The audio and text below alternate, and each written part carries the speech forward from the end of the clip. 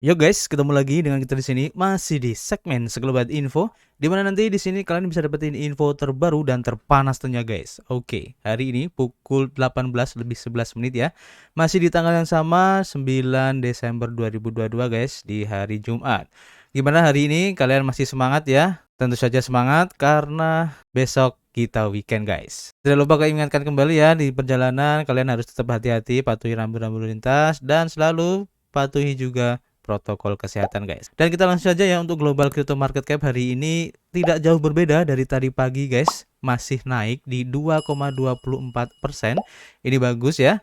Disusul juga oleh Bitcoin ini dalam waktu 24 jam ini kenaikannya 1,48% ya. Lumayan banget. Ethereum kenaikannya cukup lumayan ya di 3,21%, disusul oleh BNB 1,26%, XRP 0,45%, Cardano 0,50%, Polygon 2,43%, dan secara rata-rata hampir keseluruhan untuk altcoin khususnya di 100 peringkat pertama ya untuk market cap-nya ini rata-rata hijau guys, mengikuti pergerakan harga dari Bitcoin guys. Dan kemudian untuk pergerakan harga ya dari Bitcoin seperti yang terlihat dalam chart Bitcoin ini bisa kalian lihat masih sideways guys. Setelah kemarin terjadi pump yang cukup lumayan dan belum ada tanda-tanda untuk turun. Bahkan di sini terlihat banget ya kalau para investor itu menunggu berita apa lagi yang akan muncul sehingga akan berefek terhadap harga Bitcoin ini. Dan ini bagus guys karena masih tertahan di area sekitar 17.283 dolar ya, dengan target utamanya nanti di area ungu ini ya. Dan jika nanti tertembus artinya ini valid ya untuk MA200 sudah tertembus, dan biasanya kalau MA200 ini tertembus maka efeknya akan cukup signifikan guys, dan kita tunggu nanti seperti apa update-nya. Dan kita langsung saja menuju ke informasi pertama guys. Dilansir dari harian BainCrypto.com bahwa Coinbase ini mendesak pelanggannya untuk meninggalkan Tether dengan transfer gratis ke USDC guys. Nah ini cukup menarik ya, karena belakangan ini tersebar isu, dan memang bukan yang pertama ya isu ini beredar, yaitu feud tentang USDT ataupun persaingan antar stablecoin guys. Di antaranya kenapa yang kemarin lagi beredar itu yaitu USDT dari Tether ini enggan ya untuk mempublish cadangan reserve-nya guys, dan itu memicu beberapa kekhawatiran dari beberapa analis ya.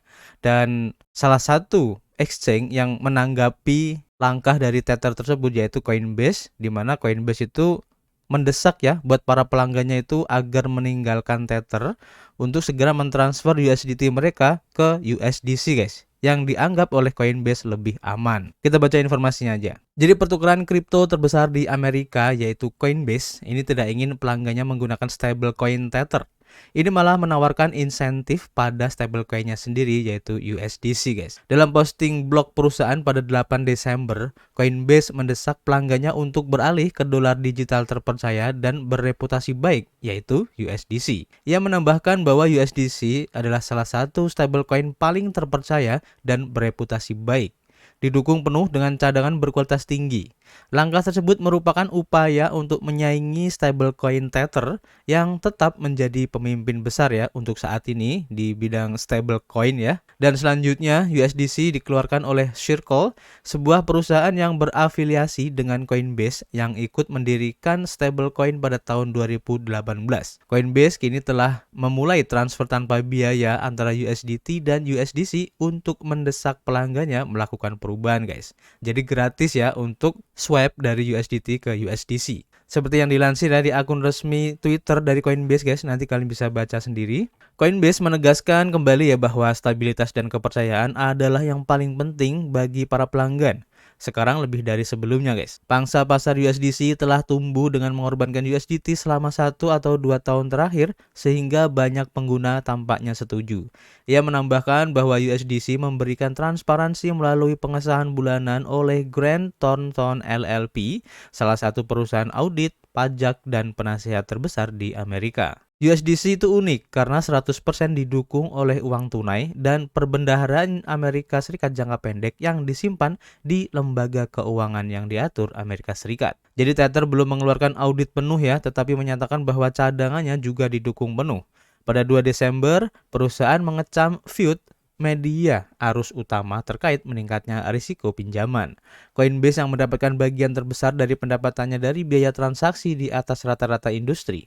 Perpindahan bebas transfer datang sebagai kejutan karena pendapatan merosot tahun ini karena kondisi pasar yang bearish dan volatilitas yang rendah.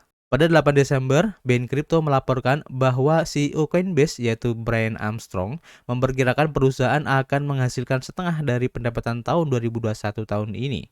Selain itu, sahamnya telah merosot lebih dari 80% sejak awal tahun, guys. Selalu waspada ketika perusahaan menawarkan barang gratis, dan pintu masuk biasanya besar tapi pintu keluarnya kecil, kata pelopor Bitcoin dan pengadopsi awal Samson Mow. Jadi meskipun banyak pasarnya telah berkurang ya, Tether masih menjadi raja stablecoin.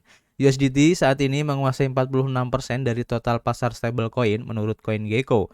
Selain itu, ada 65,7 miliar USDT yang beredar. USDC Circle memiliki sekitar 42,8 miliar koin yang beredar, memberikannya pangsa pasar sebesar 30%. Kapitalisasi pasar total semua stablecoin adalah sekitar 142 miliar dolar dan saat ini menyumbang hampir 16% dari total kapitalisasi pasar kripto. Dan kalau kita lihat di sini ya, untuk peringkat stablecoin memang paling tinggi yaitu Tether USDT guys, dengan market cap-nya di sekitar 1024 triliun rupiah. Kemudian disusul oleh USDC di 667 triliun. Kemudian ada Binance USD ya, ini sekitar 343 triliun. Kemudian ada DAI di posisi keempat dengan 91 triliun rupiah guys. Hal ini juga dibahas ya oleh bitcoinist.com, di mana di sini diinformasikan bahwa Coinbase ini mempertanyakan cadangan Tether dan pengguna dari Coinbase ini diharapkan untuk segera mengalihkan USDT ke USDC guys. Jadi biarkan perang stablecoin ini dimulai. Dalam langkah kontroversial, exchange Coinbase Amerika terkemuka telah mendesak penggunanya untuk pengalihan Tether USDT mereka ke koin USD yaitu USDC guys. Dalam postingan blog berjudul beralih ke dolar digital terpercaya dan bereputasi, Coinbase menulis bahwa USDC adalah salah satu dolar digital paling terpercaya dan bereputasi, didukung penuh dengan cadangan yang berkualitas tinggi. Untuk memberi insentif pada pengguna Coinbase telah membebaskan biaya perdagangan untuk USDT atau USDC semua pelanggan retail globalnya. Mengacu pada peristiwa bencana tahun ini, pertukaran tersebut menyatakan bahwa stabilitas dan kepercayaan adalah sangat penting dan stablecoin yang didukung fiat menawarkan stabilitas dan kepercayaan pada saat volatilitas tinggi meningkat. Selanjutnya dikatakan, namun, peristiwa beberapa minggu terakhir telah menguji beberapa stablecoin dan kami telah melihat pelarian ke tempat yang aman. Dan kami percaya bahwa USD Coin, yaitu USDC, adalah stablecoin terpercaya dan bereputasi baik. Coinbase mengikuti Binance Into Stablecoin War. Namun, keputusan Coinbase tidak boleh dilihat sebagai murni filantropis ya. Jadi pertukaran Amerika Serikat itu mengikuti jejak dari Binance yang memperkenalkan fitur konversi otomatis dari USDC ke BUSD pada bulan September kemarin ya untuk mendukung stablecoin-nya sendiri. Sejak saat itu, pangsa BUSD di pasar stablecoin telah tumbuh secara besar-besaran guys. Coinbase bersama dengan Circle adalah pendiri konsorsium center yang meluncurkan USDC. Dibandingkan dengan Tether, usaha patungan ini mempromosikan stablecoin-nya sendiri sebagai unik. Alasan di balik ini adalah bahwa USDC didukung 100% oleh uang tunai dan obligasi Treasury Amerika Serikat jangka pendek yang disimpan di lembaga keuangan yang diatur oleh Amerika Serikat. Itu selalu dapat ditukarkan 1:1 untuk dolar Amerika Serikat guys, klaim dari Coinbase. Selain itu, Grant Thornton LLP, salah satu firma akuntansi pajak dan penasihat terbesar di Amerika Serikat, memberikan konfirmasi cadangan bulanan. Tether menerbitkan laporan audit bulanan dan memposting hasilnya secara online di situs webnya. Dan menurut audit terbaru, token Tether didukung penuh oleh cadangan tetapi tidak seperti USDC.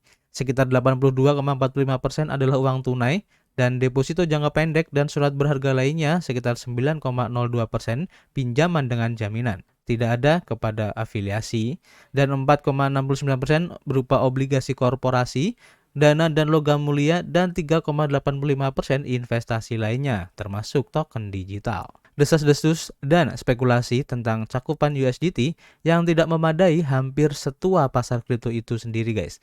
Dalam beberapa tahun terakhir, Tether, Trotters, telah mencoba membuktikan bahwa USDT adalah penipuan. Namun, sejauh ini Tether selamat dari setiap serangan dan setiap bear market.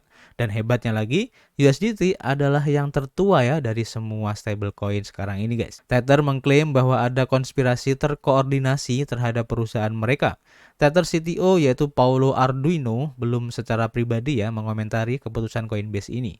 Di Twitter, dia hanya meretweet ya suara-suara yang melompat ke sampingnya seperti Gabor Gurbax, pendiri aplikasi Pointsfile dan konsultan strategi di VanEck atau MVIS menulis, Tether adalah stablecoin pertama di dunia dan telah dipercaya oleh jutaan orang di seluruh dunia sejak awal. Sebenarnya jika Anda bertanya kepada orang-orang di luar sekelompok sempit di Amerika Serikat, mereka akan memilih Tether daripada USDC. James Viggiano menunjukkan keunggulan Tether dalam hal ekosistem Bitcoin. Seperti yang terlihat di sini ya. Pada saat pers, harga Bitcoin tampaknya tidak terpengaruh ya oleh spekulasi USDT baru yang diprakarsai oleh Coinbase ini. Dan Bitcoin diperdagangkan pada 17.200 US dollar guys. Nah ini seru ya guys, pertarungan ataupun persaingan antar stablecoin ini. Baik BUSD, USDT, ataupun USDC ini guys, karena ketiganya ini juga mempunyai kepentingannya masing-masing ya. Dan berkaca dari kasus Terra USD kemarin ya, atau UST kemarin, maka para exchange ini ya tentu saja akan memberikan servis terbaiknya buat para pelanggannya ya untuk melindungi dana mereka. Dan salah satu langkah yang dianjurkan oleh exchange ini ya tentu saja merubah USDT mereka ke stablecoin asli dari exchange tersebut. Coinbase menggunakan USDC, sedangkan Binance menggunakan BUSD guys. Tentu saja ini tujuannya untuk keamanan ya. Dan itu bagus sih menurut saya. Dan sedikit demi sedikit ya, kalau dominasi dari USDT ini sudah berkurang, artinya kalau terjadi apa-apa dengan USDT ini ya, maka efeknya ini tidak akan terlalu parah guys. Karena seperti yang kalian tahu bahwa USDT ini merupakan stablecoin terbesar ya saat ini dengan kapitalisasi pasarnya. Sehingga kalau terjadi sesuatu, maka ini bisa mengguncang dunia kripto ya. Dan pasti akan parah banget guys efeknya. Oke? Kemudian untuk informasi terakhir ya, datang dari Watcher.guru, di mana di sini diinformasikan ya, Jaksa Federal meluncurkan investigasi terhadap manipulasi pasar yang dilakukan oleh Sam Bankman-Fried guys. Nah ini menarik ya informasinya. Jadi Jaksa Federal ini dilaporkan menyelidiki untuk melihat apakah pendiri FTX Sam Bankman-Fried ini terlibat dalam runtuhnya Terra USD dan juga Luna guys. Nah ini menjadi spekulasi yang cukup menarik untuk dibahas guys, karena Terra USD dan Luna ini ternyata ada campur tangan atau disinyalir ada campur tangan dari Sam Bankman-Fried ini. Alih-alih yang menjadi tersangka sekarang adalah foundernya ya, yaitu si Do Kwon ini guys. Jadi menurut laporan baru-baru ini ya oleh New York Times, para jaksa ini percaya bahwa SBF ini dapat memanipulasi harga aset tersebut. Dia akan melakukan ini untuk mendatangkan keuntungan bagi entitas yang dia miliki. Kembali pada Mei 2022, stablecoin UST milik Terra kehilangan pasaknya ya atau peg-nya sebesar $1 yang menyebabkan kekacauan besar di pasar. Aset gagal untuk mendapatkan kembali pasaknya ya dan diperdagangkan untuk $0,02074 ya pada waktu pers ini guys untuk nilai 1 USD. Perlu dicatat ya bahwa penyelidikan yang diluncurkan oleh jaksa NYC masih dalam tahap awal. Dan oleh karena itu, hubungan mantan CEO FTX dengan cobaan Terra ini masih belum pasti guys. Dan lebih lanjut, laporan itu berbunyi, masalah ini adalah bagian dari penyelidikan yang meluas ya ke dalam runtuhnya kerajaan cryptocurrency yang berbasis di Bahama, Mr. Bankman-Fried, dan potensi penyalahgunaan dana pelanggan miliaran dolar. Tetapi kemudian mengapa SBF ini diselidiki ya atas runtuhnya Terra? Jadi sesuai New York Times, kejatuhan Terra USD itu dipicu oleh peningkatan jumlah pesanan penjualannya guys. Dan seorang sumber mengatakan kepada Times bahwa pesanan penjualan ini berasal dari FTX dalam upaya nyata untuk menghasilkan keuntungan yang besar. FTX juga telah memendekkan harga Luna pada waktu yang hampir bersamaan. Namun dasarnya jatuh dari seluruh ekosistem Terra USD Luna. Jadi secara logikanya gini guys, sebelum hancurnya Terra Luna itu ya, ataupun UST, si FTX atau SBF ini guys melakukan short ya. Jadi kalau di derivatif itu kalau kalian short kemudian harga asetnya turun, maka kalian akan mendapatkan keuntungan yang sangat besar guys. Short di sini adalah penjualan ya, atau kalian mengambil posisi sell. Nah di sini yang dilakukan oleh SBF adalah melakukan short besar-besaran di situ guys, sehingga dia mendapatkan keuntungan yang cukup besar dari runtuhnya Terra Luna kemarin ya, khususnya untuk UST. Dan mungkin yang tidak dia perkirakan ya, atau tidak dia perhitungkan, ternyata apa yang dia lakukan dia itu telah menghancurkan dia sendiri gitu. Karena efeknya ternyata berimbas juga ke FTX itu sendiri guys. Jadi selain itu perlu dicatat ya bahwa FTX itu diselidiki beberapa bulan sebelum keruntuhannya baru-baru ini guys. Dan ini dilakukan untuk menentukan apakah mungkin ada pelanggaran hukum yang terkait dengan pencucian uang. Namun SBF terus menyangkal ya semua tuduhan tersebut dengan mengatakan, saya tidak mengetahui adanya manipulasi pasar dan tentu saja tidak pernah bermaksud untuk terlibat dalam manipulasi pasar. Sepengetahuan saya, semua transaksi adalah untuk investasi atau untuk lindung nilai. Jadi ini masih berupa investigasi ya yang dilakukan oleh Jaksa Federal, tapi tidak mungkin ada asap kalau tidak ada api ya. Artinya mereka berpikiran seperti itu pasti ada dasarnya, ada dasar buktinya yang menjadikan ini suatu kesimpulan ya bahwa SBF ini ada hubungannya ya dengan kejatuhan Terra kemarin guys. Oke, jadi gimana menurut kalian? Kalian bisa tulis ya di kolom komentar apakah emang benar SBF ini ada main dengan Terra. Kalian tulis di kolom komentar dan kita ketemu lagi di informasi berikutnya. Peace.